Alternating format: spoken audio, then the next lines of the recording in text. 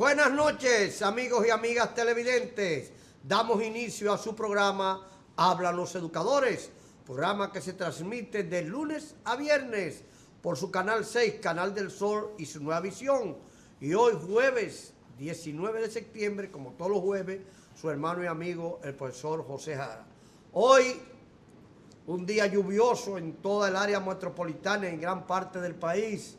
Aquí ha caído mucha agua y está cayendo mucha agua. Y en términos educativos, hoy hablaremos de un caso penoso que se dio en San Juan de la Maguana, en una escuela donde fueron heridos 2 niños. Caso lamentable. Pero la contraparte, hablaremos también de estudiantes de una escuela de esta capital que donaron una obra de arte hecha con desechos.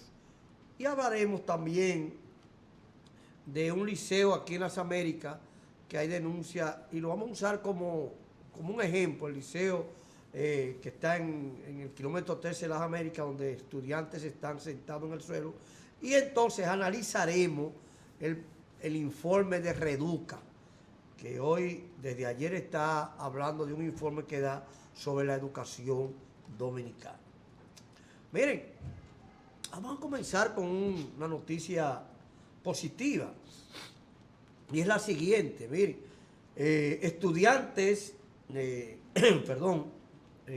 ganaron el 6º concurso de botellas literarias que se hace con botellas de Coca-Cola, los auspicia la Coca-Cola, y que se auspicia desde la Vicepresidencia de la República, entregaron ayer al periódico Hoy la obra ganadora de la exposición Lee y Recicla y Crea. La obra fue creada por, y yo quiero que escuchen esto, esta obra que ganó el primer lugar fue creada por estudiantes de la Escuela Comunitaria Mauricio Báez en Los Guaricanos. Óigase bien, la Escuela Comunitaria Mauricio Báez en Los Guaricanos, Santo Domingo Norte, quienes expresaron su creatividad y compromiso con el medio ambiente. Este concurso está basado en cuentos de autores dominicanos como un medio para difundir la literatura dominicana, pero además para despertar en los jóvenes el compromiso de cuidar y preservar el medio ambiente, manifestó la señora encargada del protocolo de la Biblioteca Infantil y Juvenil Dominicana, Karina García. Positivo, la obra fue un cuadro muy bonito, hecho de botellas viejas. Mire cómo con cosas sencillas usted promueve obras literarias entre alumnos de escuelas, no de sectores de abolengo, no de sectores ricos, sino del sector pobre, como es los guaricanos. Y mire cómo esos muchachos ganan ese primer lugar. Fueron, aparte de la satisfacción de ganar el primer lugar, también se le dio un aporte de 100,000 pesos. La obra fue basada en un cuento de literatura escrito por Virgilio Díaz Grullón. Excelente, ojalá y eso en todos los liceos, escuelas, se promueva el arte. El arte dignifica, el arte engrandece el alma. Ojalá y los centros educativos, y por eso yo siempre hablo del ingenio de los planteles escolares, de la administración de los planteles escolares. No hay que esperar que todo te lo digan y todo te lo den, y esa dependencia a que todo hay que decir. Hay que innovar, hay que ser creativo, hay que darle rienda suelta al ingenio para sacar esa vena artística que tienen muchos estudiantes de nuestras escuelas y de nuestros liceos. De su lado, los estudiantes Melvin Javier Núñez Polanco, Yanivel Valentín Pérez Bellecilis de los Santos y Víctor Manuel Concepción explicaron a los presentes que la obra está compuesta de una actualidad con botellas plásticas recicladas de la compañía Coca-Cola. Como decía al principio, una obra de arte con elementos desechables como son las botellas plásticas de Coca-Cola. Enhorabuena, felicitamos a esos jóvenes que han hecho de esos desechos una obra de arte. Por otro lado, en San Juan de la Maguana, ayer la prensa se hizo eco de que 2 estudiantes habían sido heridos por desaprensivos que salieron del entorno de la escuela y que habían hecho disparos. Eso fue en la escuela Damián Vargas, ubicada en el sector Arroyo Loro, y que los disparos habían herido a una niña, uno en un brazo, que le había roto el brazo, y el otro en una pierna. En principio, los moradores, o alguien de la comunidad había dicho que era uno desaprensivos que habían disparado a la escuela, a la pared de la escuela, que de hecho es de cartón, y la bala pasó el material de cartón y posteriormente hirió a 2 niños. Ya hoy, el encargado de la policía de las matas de Farfán y de esa comunidad anunció que los disparos fueron hechos por un sargento de la policía. Se trata del sargento mayor Delfín Mateo García, quien está preso, según lo reveló anoche el general de brigada Virgilio Pacheco Garavitos, que es el director regional oeste con asiento en esa ciudad. Pacheco Garavitos se abstuvo de ofrecer detalles de por qué el sargento Mateo García disparó al centro educativo y qué hacía en los alrededores del plantel a las 1:30 de la tarde de ayer martes. Producto de esos disparos, de ese desaprensivo militar, policía, mejor dicho, se hirieron a un niño de 8 años de edad, resultó con el brazo derecho fracturado, producto del impacto de uno de los proyectiles, y la niña herida en su pierna derecha. Mire, con ese señor hay que dar un ejemplo. ¿Y por qué digo que hay que dar un ejemplo? Primero, porque los policías están entrenados para utilizar el arma y saberla utilizar. Muchos elementos, muchas razones, evidencias que tú no las entiendas, de qué hacía ese señor, como dice el jefe, el general por ahí, a la 1 por ahí, qué hacía metido en esa escuela y por qué disparó a la pared de la escuela. Eso hay que investigarlo bien. Este país está permeado en muchos sectores de la droga, y a veces que consume droga, y no importa si es policía o no es policía, y máxime las evidencias digan que hacían unos matorrales por ahí. Algo estaba haciendo que no era lícito. Ojalá que el Comando Oeste de esa demarcación dé con lujo de detalle las razones y bajo efecto de qué estaba ese sargento mayor que hizo su disparo e hirió a esos 2 niños en esa escuela de San Juan de la Maguana. Ojalá esto se aclare y se apliquen las sanciones correspondientes, sanciones ejemplarizadoras para ese sargento. Vamos a tomar esta llamada. Buenas noches, ¿dónde y quién nos habla? Bueno, le habla Mary, le habla Mario de la Esperilla, aquí en la capital. No, es para preguntarle algo, le oigo después allá por el programa. Con respecto a los contratos. Sí. Óigame, yo fui a contrato y cuando yo fui me necesitaron la carta de la universidad que diga término, o sea que había terminado. Pero ahora con la cuestión de los contratos no la quieren recibir, de que tiene que ser el diploma, pero que la graduación mía es en noviembre. Una preguntita. ¿Usted participó en los concursos? Claro. Y usted no salió no acorde. Exacto. ¿Y usted no participó en los concursos con esa carta? Esa carta, claro. Así fue que lo pidieron y así y me trataron así, pero ahora con los contratos me devolvieron el formulario porque no, porque no, así no, tiene que ser con el diploma. Generalmente los diplomas salen posteriormente a las graduaciones. Sí, la graduación viene porque, saliendo, yo me gradué en noviembre. Sí, entonces después usted tiene que legalizarlo, etcétera, etcétera. Pero yo pienso, y creo que es un error del distrito. ¿A qué distrito usted pertenece? San Cristóbal, distrito 05. Bueno, yo pienso que es un error de la dirección de distrito ahí, porque la certificación de la universidad tiene carácter legal, fuerza de ley. Por eso, cuando usted fue a los concursos, solamente tenía que entregar esa comunicación de la universidad, ¿no es así? Exacto. Entonces, lo que es bueno para una cosa debe ser bueno para la otra. Eso considero. Yo digo, pues ellos se están contradiciendo. Entonces, hacemos un llamado a la dirección de distrito, me dijo, de San Cristóbal, ¿cuál es? De Yaguate 005. El 15005. En Yaguate, San Cristóbal. En Yaguate, bueno, a la dirección de Yaguate, que la certificación, gracias por su llamada, de la universidad tiene carácter de ley, tiene fuerza, usted acépteselo. Ya que hicieron ese tollo con los concursos, van a seguir ahondando en el tollo de los concursos, porque ya el Ministerio de Educación y la ADP llegaron a un acuerdito para esa ilegalidad. Entonces, sigan. Ya una ilegalidad más o menos, eso no tiene ya mucho peso. Buenas noches, ¿dónde y quién nos habla? Buenas noches, Santo Domingo, Miguela. Muy buena, Miguela, díganos.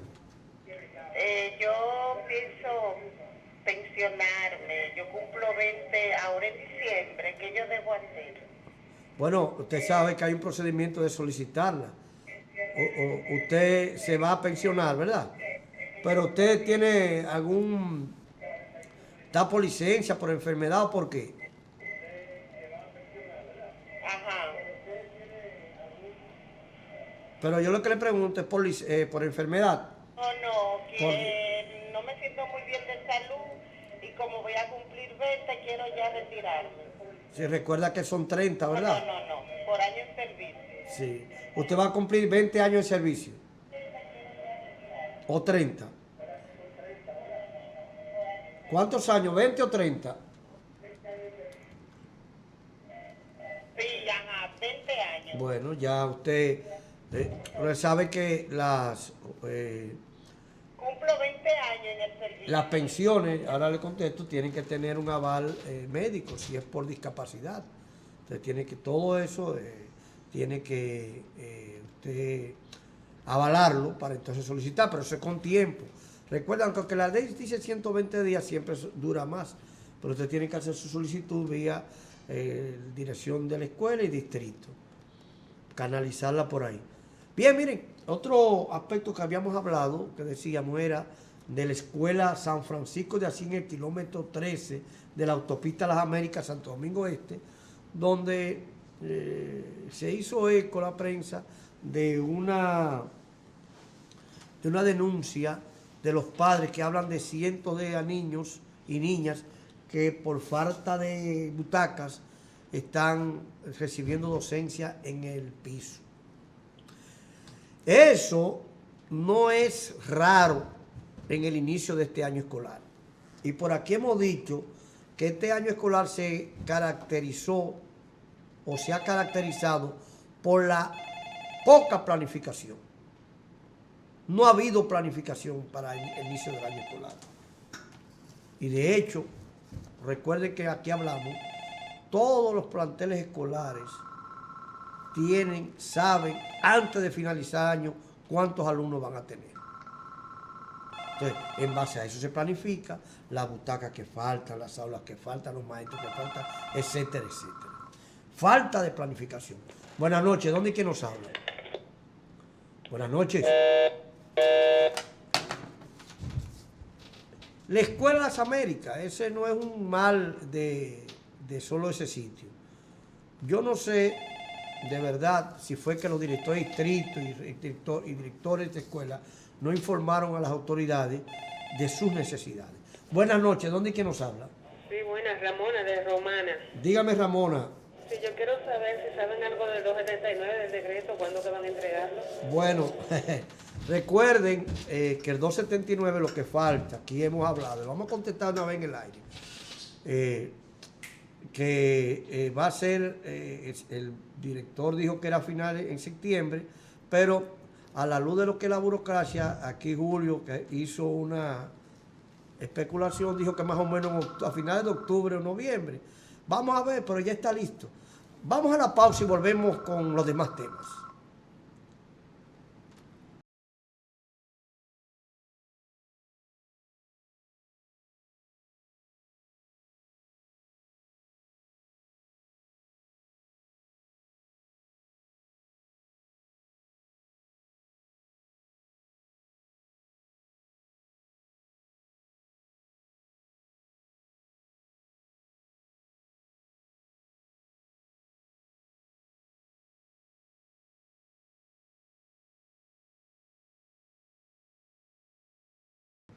Continuamos con su programa Hablan los Educadores, programa que se transmite de lunes a viernes de 7 a 8 de la noche por su canal 6, Canal del Sol.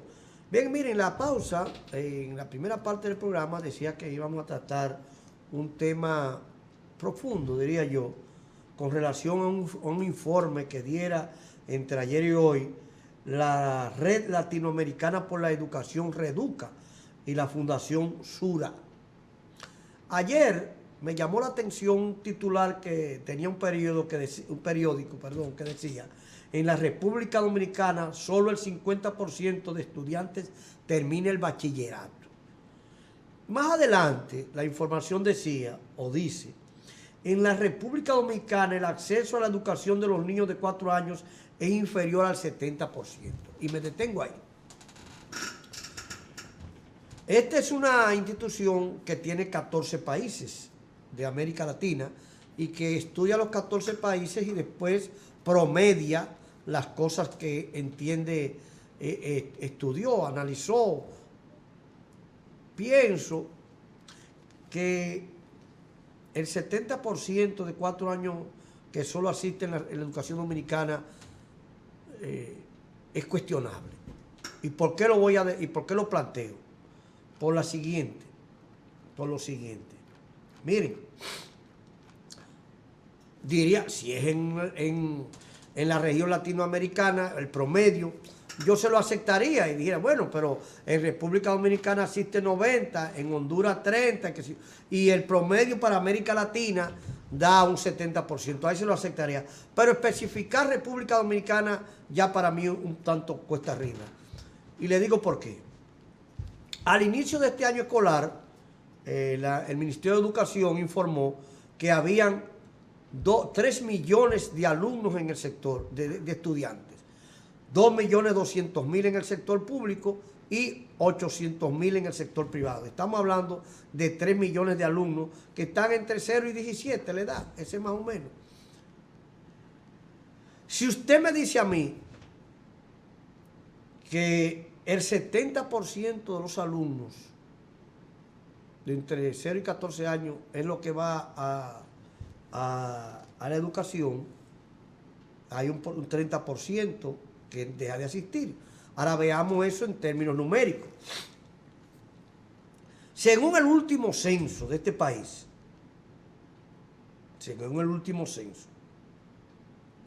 dice ese último censo que hay alumnos, hay niños entre 0 y 14 años, 2.870.615, distribuidos de la siguiente manera. Un 27.6% son hombres, que hace 1.460.389, estamos hablando hombres niños, de 0 a 14, y mujeres o niñas de 1.410.226. Eso nos hace un total de 2.870.000. El último censo, 2017, apenas 2 años. Entonces, si usted me dice a mí que solo el 70% de eso asiste, usted me está dejando una franja de 400.000 niños que no están yendo o no están cursando la educación. Y yo creo que eso es una aventura, yo creo que no. ¿Y por qué? Según la Oficina Nacional de Estadística, a la luz de los niños que se han inscrito en el registro civil, los recién nacidos, y tomamos como parámetro el censo hasta el día de hoy, nos dice que hay una natalidad de unos 200.000 alumnos anual, cada año. Y si ponemos dos años, que estarían entre esa edad de 4 en adelante, estamos hablando de unos 400.000 más 2.870.000, perdón, más los 400.000, estamos hablando de 3.200.000 alumnos, estudiantes, o no estudiantes, sino niñas en esa edad. Yo dudo, y tendría que hacerse un estudio, yo dudo que aquí hayan 200.000 niños que no estén teniendo educación. ¿Por qué? Bueno, porque es un número muy considerable. Y eso, obviamente, que se vería. Es decir, que se vería que 200.000 niños no tienen acceso a la educación. Eso yo pienso en este país sería un escándalo. Sería un escándalo. Este es un país de 10 millones de habitantes y tiene 3 millones y tanto de niños entre 0 a 17 años. O sea, eso sería un escándalo. Yo pienso que la información tienen que verificarla porque si es promedio regional de esos 14 países, yo se lo aceptaría. Pero especificar República Dominicana y poner un titular así, yo pienso que es algo aventurero.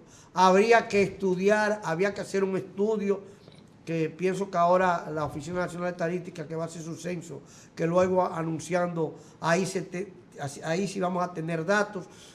Pero la mejor forma de usted saber si una teoría es verdad es la práctica, el día a día, el devenir. Usted va a las comunidades, a cualquier comunidad, a cualquier sector, usted verá 10, 12, en algunos grandes, 100 estudiantes, 100 muchachos, 50 muchachitos, pero y en los campos, en las comunidades más pequeñas, quizá 1 o 2. Y si usted dice que por centro usted promedia 10, no llegan a tantos. Yo creo que no. Yo pienso que ese dato reduzca. Y si no fue yo que lo dieron, si fue un manejo periodístico, no hace bien.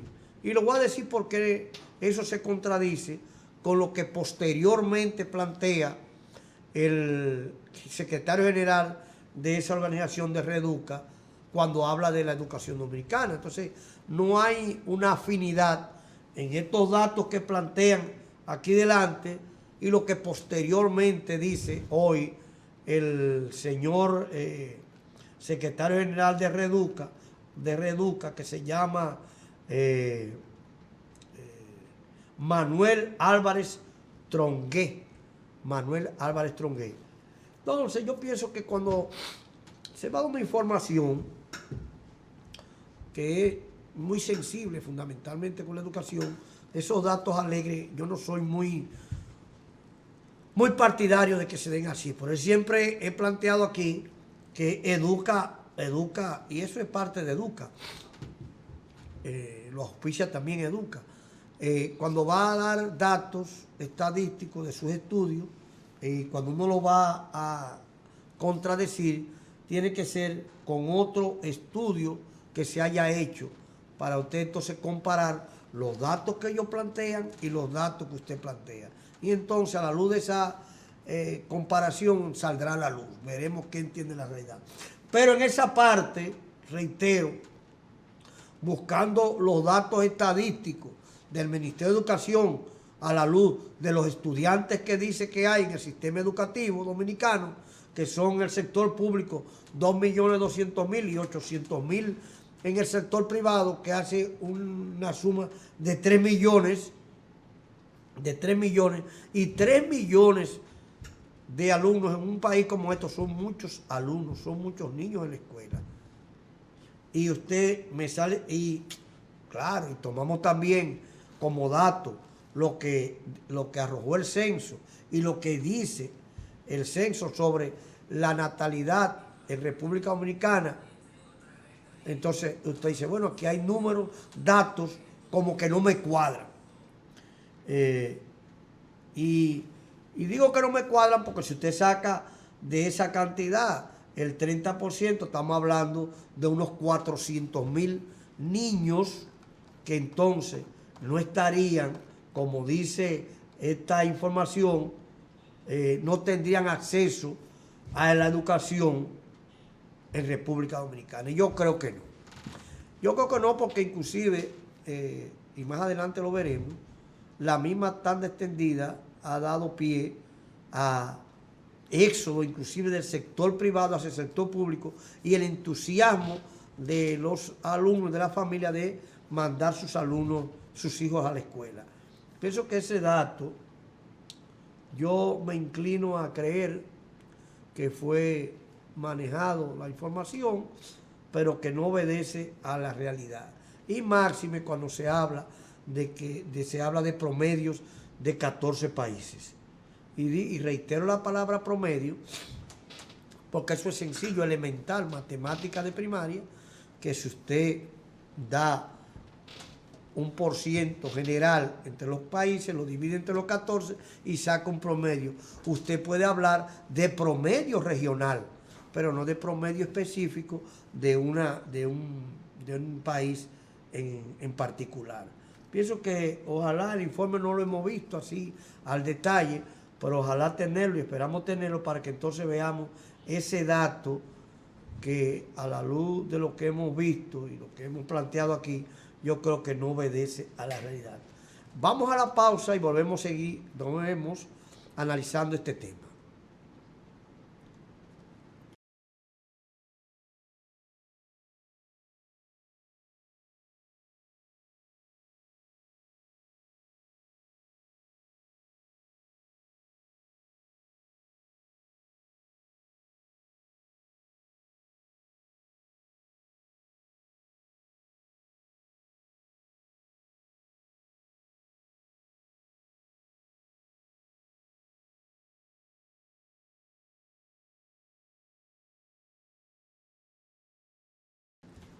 Continuamos con su programa Hablan los Educadores, programa que se transmite de lunes a viernes de 7 a 8 de la noche por su canal 6, Canal del Sol, y como todos los jueves, su amigo y hermano el profesor José Jara. En la pausa hablábamos del informe de Reduca y hablábamos de unos datos que ellos planteaban, para recapitular, que decían que aquí el 70% de los niños de 4 años no tiene acceso a la educación, y yo he planteado que eso hay que verlo. Ese informe de Reduca dice que la región es el 75.9 y que Honduras, Salvador, Guatemala, República Dominicana y Paraguay no llegan al 70%. Yo pienso que de República Dominicana hay que verlo, a la luz de los datos que daba, no solo de la cantidad de alumnos que hay, sino de lo que dice el censo, de cuál es la maternidad en nuestro país.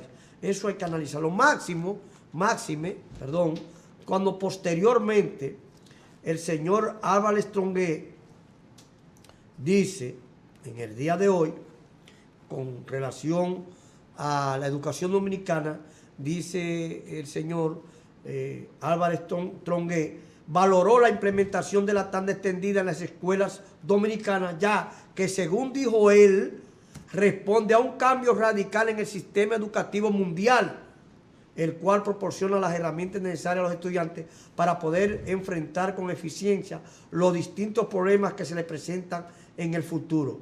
Y más luego dice, Dominicana, o República Dominicana, los extranjeros siempre plantean Dominicana, está dando pasos interesantes, pero necesita que eso se cumpla como un plan país, es decir, que se convierta en una prioridad pública de política de Estado la educación. Entonces, veo cómo él alaba lo que es la tanda extendida. Recuerde que nosotros siempre hemos manifestado aquí que corrijamos las fallas de las tandas extendidas, pero que ese es un gran logro en la educación dominicana.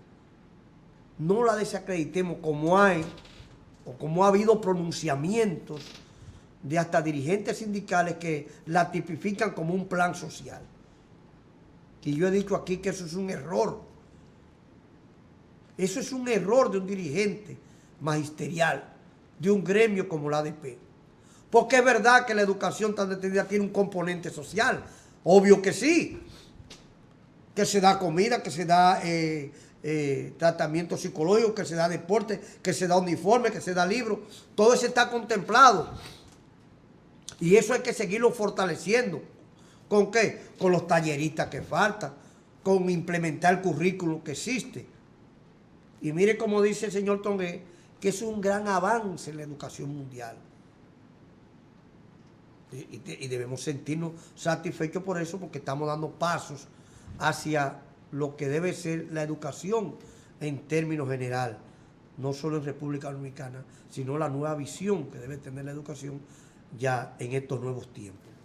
Y ese mismo informe, y ese mismo secretario general de Tongué, dice lo siguiente más tarde. Oigan lo que dice el señor Tongué con relación a los gremios magisteriales. Y vamos a quedarnos en el gremio de República Dominicana. Afirmó el señor Tongué que los gremios magisteriales de la región deben desistir del método de lucha de suspensión de docencia en perjuicio de los estudiantes, como parte de los cambios que se están aplicando en los sistemas educativos mundiales, al tiempo que valoró la implementación de la jornada extendida. Miren, cómo él, en esa parte, ya le da un cocotazo, si podría decir en términos popular, al gremio, a los gremios. Más tarde dice, la suspensión de docencia se constituye en una estocada mortal al proceso de desarrollo de los estudiantes que acuden a los centros educativos públicos, dice el señor Tongué, refiriéndose a las paralizaciones.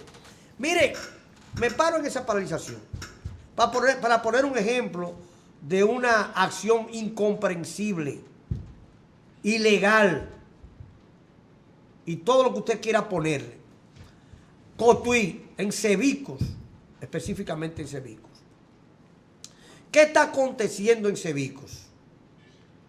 En Cebicos, como pasó en todos los nuevos directores de distritos y regionales, de manera ilegal, los directores distritos subieron, los directores nuevos de distrito, hace un año y pico, dos, subieron a profesores, a directores, a ser técnicos, y debió eso pasar por un concurso.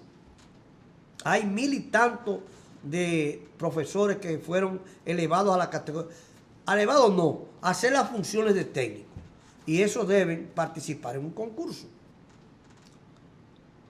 ¿Qué pasa en Cotuí? La ADP de Cebicos amenaza con paralizar la docencia porque quiere que quiten esos técnicos, que los vuelvan a sus escuelas. Oiga esta perla de esa seccional de Cebicos. Desconoce esa seccional que la ADP no tiene nada que ver con técnicos, que para eso hay otra instancia. Eso es participar en un pleito donde ella no ha sido dañada ni tiene vela en ese entierro. Paralizar la docencia porque hay 4 o 5 técnicos para que los vuelvan a las aulas, eso no es una responsabilidad de la ADP, que nada tiene que ver con eso. Es AMPROTE o la otra organización de técnicos, pero no la ADP. La ADP es para docentes, y esos son técnicos. Y les recuerdo a esa seccional de Cebicos el caso Barahona, de paralizaciones que son injustificadas, que son ilegales, que son antiestatutarias a la luz de su propio sindicato, que debe luchar por el bienestar de sus afiliados, los docentes.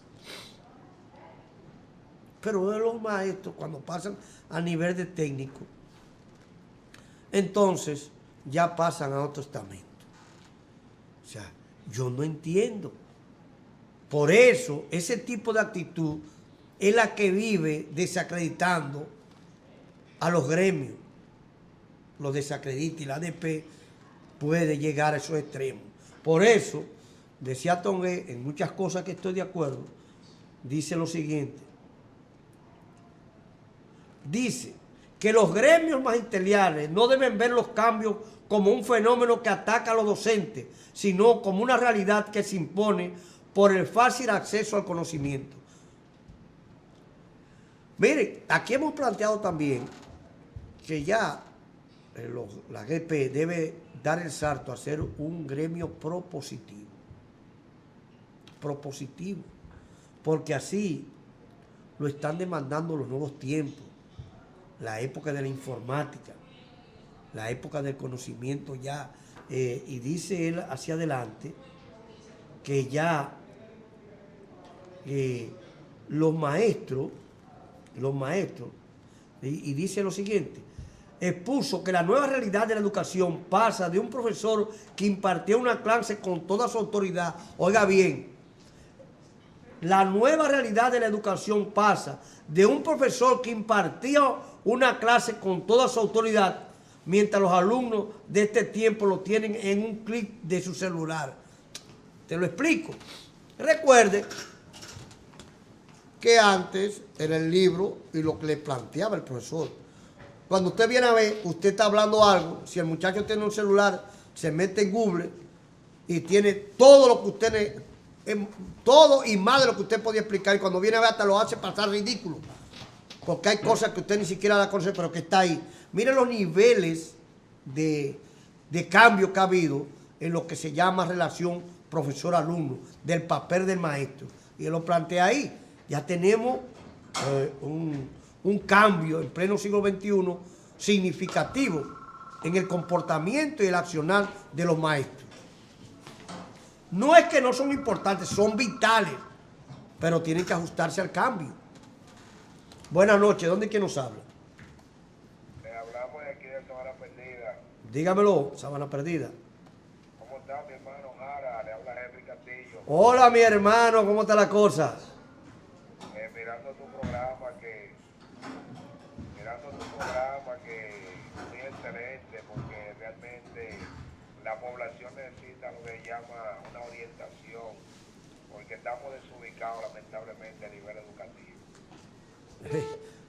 Gracias, hermano, gracias. Estoy tratando de aportar un granito de arena. Muchísimas gracias. Buenas noches, ¿dónde es que nos habla? Le habla Máximo, tu amigo Máximo Cueva. Máximo Cueva, ¿cómo está la cosa? Dímelo. Es para felicitarte por este gran programa que usted está dando y ese dominio que usted tiene. Gracias, gracias. Y al mismo tiempo, el 95% de los estudiantes de este sector llegan a su casa mojados, pero bien mojados, porque los profesores y los directores, cuando está lloviendo, deben de controlar esa situación. Y muchas gracias y buenas noches. Gracias. Bueno, miren, es una responsabilidad. Los alumnos son responsabilidad de los maestros y los directores mientras haya horario escolar. Si va a llover, o no mande los alumnos, no los suelte, para evitar eso que dice el profesor Máximo, y si están dentro del plantel no se pueden dejar que se vayan, hay que dejarlo ahí y buscar la forma de esperar que se escampe o posterior, pero no soltarlo porque no son animalitos, porque los muchachos son hiperactivos, cuando vienen a ver empiezan a tirarse agua y etcétera, etcétera, pero hay que tener cuidado en ese sentido. Porque ya es responsabilidad de ellos. Seguimos con el análisis del señor Trongué con relación a los gremios. Y decía y planteaba el señor Trongué que los maestros son vitales en educación, en el proceso de enseñanza-aprendizaje. Ahora tienen que adaptarse a los nuevos tiempos, a la nueva situación de pleno siglo XXI con relación a cuál es el nuevo estatus de un maestro frente a los alumnos. Y él planteaba,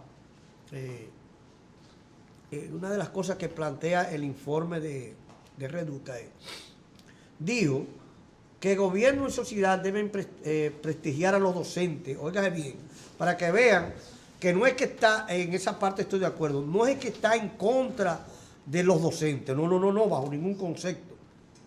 Pero oiga lo que dice, con lo que yo estoy plenamente de acuerdo. Dijo que el gobierno y sociedad deben prestigiar a los docentes con salarios dignos para mejora de su calidad de vida, así como concederles facilidades para la formación continua.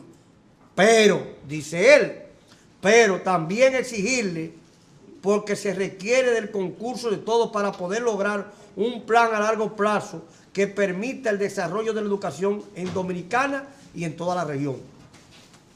Se lo desciframos eso. ¿Qué es lo que quiere decir? Bien, es verdad, estoy de acuerdo, mejores salarios, aquí se ha estado encaminando en ese sentido, mayor preparación, más facilidades a los docentes, que son vitales, pero también tiene que venir una contraparte, y la responsabilidad del docente de dar de él para la mejora de la educación. Porque no nos vamos a circunscribir solamente en salario, en mejoría. ¿Y qué usted aporta? ¿Cuál es su compromiso? No. Actualizarse, acorde con los nuevos tiempos, ser un modelo de maestro diferente, tal y como lo decía. Ya no es lo mismo que el profesor se para y habla y habla y habla y es el poseedor de toda la verdad y de todo el conocimiento. Ya no es así. ¿Lo entiende? Es decir, que estoy plenamente de acuerdo con eso. Dice él también que los niños y niñas y jóvenes de hoy responden a un marco diferente al que tuvo la generación anterior, enfrentando cambios todos los días, especialmente un cambio de acceso a los contenidos pedagógicos. De acuerdo, lo que decíamos, todos los días hay más información, todos los días se desarrollan más las redes sociales, todos los días se desarrollan los sistemas informativos diferentes, los cambios son acelerados de una generación a otra y el maestro tiene que estar consciente de ese ajustarse a esos cambios porque ya no va a trabajar ni va a tener relaciones con alumnos como quizás los concebimos nosotros. Son alumnos ya con criterios, intereses y formaciones muy diferentes, una generación sumamente diferente. Tan diferente que cualquier niño de 3, 4, 5 años te agarra una tablet, un celular y hace de todo ahí. La maneja mejor que uno. Para que usted vea el avance y el tipo de alumno al que usted se va a enfrentar. Ese niño de 4, 5, 6, 7 años, cuando viene a ver, le enseña al profesor cómo manejar un celular o una tablet. Cuando viene a ver, le enseña. En vez del profesor enseñarlo a él, le enseña a él al profesor. Porque si tiene el aparato, se instruye y domina mucho ese aspecto. Pues entonces, ese tipo de maestro que se necesita tiene que estar conteste de ese tipo de realidad a la que se enfrenta. Interesante el informe. Mire, que decíamos que había partes con las que no estábamos muy de acuerdo porque entendíamos que hay datos ahí que hay que verlo, que obedecen a situaciones regionales que no podían especificarse como un asunto propio de República Dominicana. Y en este aspecto, con relación a lo gremial, estamos en muchas partes de acuerdo con relación a lo que plantea el secretario general de la red de Reduca, se llama Reduca, el señor Ábales Trongué. Ojalá pudiéramos tener completo, y vamos a hacer los esfuerzos, el informe completo para verlo detalladamente, todos los aspectos a los que se refiere y tener una opinión más acabada, más profunda de ese informe a la luz de hacer las comparaciones correspondientes con nuestra realidad. Ojalá lo tengamos dentro de poco y podamos decir algo más sobre el respecto. Asunto importante, y como decíamos, valora la tanda extendida, que hemos aquí dicho a la saciedad que hay que seguirla defendiendo. Valora los pasos que se están dando en República Dominicana o en Dominicana, como dice él, para el desarrollo de la educación. Lo plantea que hay que hacer un plan país. Y cuando se habla de un plan país es que trascienda al ministro que esté ahí, al gobierno de turno, que sea un plan país que se vaya ejecutando, y le da mucho hincapié a lo que es la preparación de los maestros. Hay que darle recursos, pero también para una formación continua. Cuando se habla de formación continua es lo mismo que decíamos, y a estar adaptándose, adecuándose a los cambios que en términos de educación pedagógica el mundo nos ofrece o nos está reclamando, y que aquel que no se meta a ese tren, obvio que quedará rezagado. Y siendo maestro, si usted no se actualiza, usted será penosamente un maestro desfasado, y un maestro que sí cabe la palabra no acorde para impartir docencia. Pero asimismo, como eso va para los maestros, también aplica para aquellos que dirigen desde el Ministerio de Educación, para que no pase lo que está pasando ahora, que ha comenzado un año educativo con falta de planificación sobre las cosas que elementalmente debían tener previstas. No se cambie de canal, porque ahora sigue un programa de un amigo hermano, Manos Amigas y Sociedad. Nos vemos mañana.